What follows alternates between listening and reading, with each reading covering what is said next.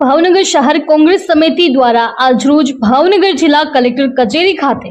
Vote ચોર ગાદી છોડ અંતર્ગત કાર્યક્રમ યોજાયો હતો, જેમાં પોલીસ દ્વારા કોંગ્રેસ કાર્યકરોની અટકાયત કરવામાં આવી હતી। ભાવનગર શહેર કોંગ્રેસ સમિતિ દ્વારા આજરોજ ભાવનગર જિલ્લા કલેક્ટર કચેરી ખાતે કાર્યક્રમ યોજ્યો હતો, જે કાર્યક્રમનો ઉદ્દેશ્ય ભાજપ સરકાર દ્વારા કેવી રીતે વોટ ચોરી કરવામાં આવે છે તેના વિરોધ સાથેનો આ કાર્યક્રમ યોજ્યો હતો। આ કાર્યક્રમમાં કોંગ્રેસ સમિતિ દ્વારા જિલ્લા કલેક્ટર કચેરી બહાર ધરણા કરી વોટ ચોર ગાદી છોડના સૂત્રોચ્ચાર સાથે હોબાળો કર્યો હતો, જ્યાં બાદમાં ભાવનગર પોલીસ દ્વારા કોંગ્રેસ કાર્યકરોની ટીંગાટોળી કરી અટકાયત કરી ધરપકડ કરવામાં આવી હતી। અશ્વિન ગોહેલ, જીએ ન્યૂઝ, ભાવનગર।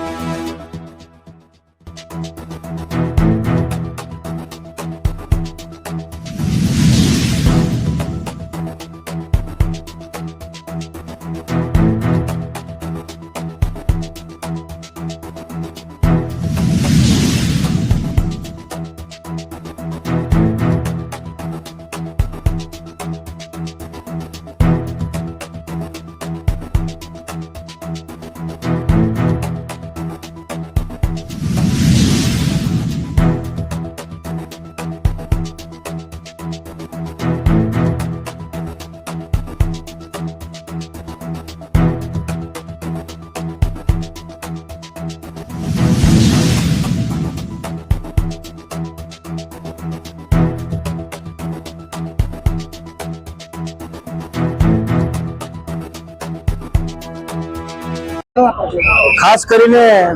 છેલ્લા ઘણા સમયથી વોટ ચોરીનો મુદ્દો સમગ્ર દેશમાં ચર્ચાઈ રહ્યો છે,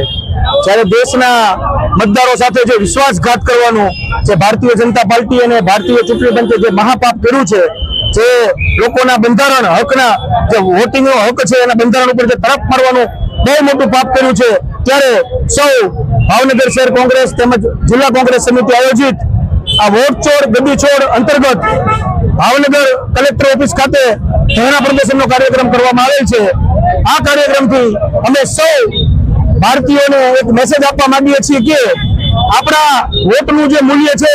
એ મૂલ્યનું આ લોકોએ જે બંધારણ ઉપર તરાપ મારી અને જે મહાપાપ કર્યું છે વોટ ચોરી કરવાનું, એ સંદર્ભે આગામી દિવસોમાં પણ આની લડાઈ લોકો વચ્ચે ચાલુ રહેશે। જ્યાં સુધી આ વોટ ચોરો ગાદી નહીં છોડે ત્યાં સુધી કોંગ્રેસ પક્ષની લડાઈ ચાલુ રહેશે।